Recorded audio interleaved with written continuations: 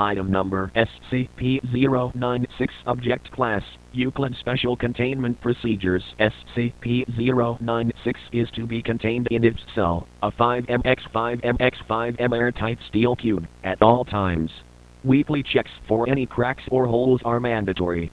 There are to be absolutely no video surveillance or optical tools of any kind inside SCP-96's cell.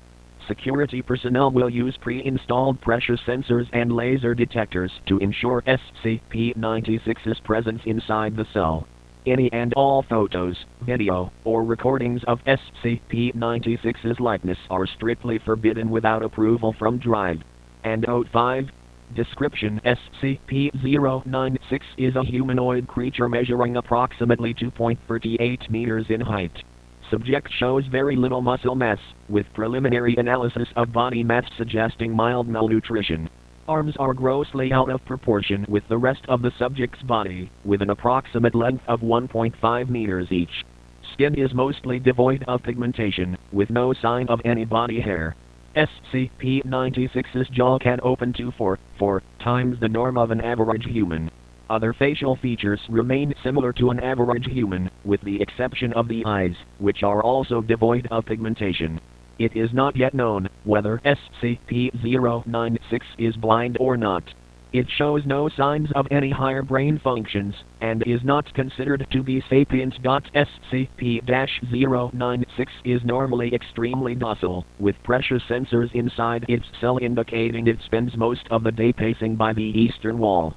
However, when someone views SCP-96's face, whether it be directly, via video recording, or even a photograph, it will enter a stage of considerable emotional distress.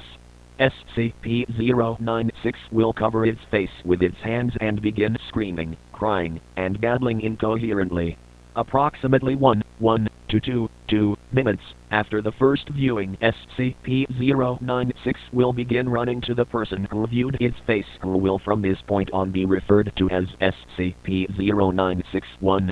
Documented speeds have varied from 35 km/h to km/h, and seems to depend on distance from SCP-096-1. At this point, no known material or method can impede SCP-96's progress. The actual position of SCP-096-1 does not seem to affect SCP-96's response. It seems to have an innate sense of SCP-96-1's location.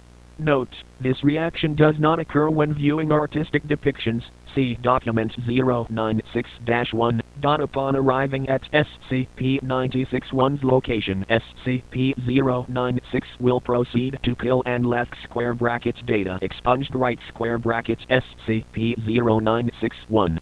100% of cases have left no traces of SCP-096-1.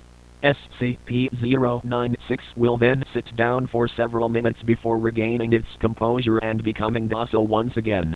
It will then attempt to make its way back to its natural habitat, left square brackets data redacted right square brackets due to the possibility of a mass chain reaction, including breach of Foundation secrecy and large civilian loss of life. Retrieval of subject should be considered alpha priority.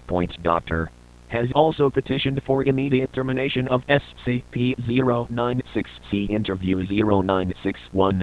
Order is awaiting approval.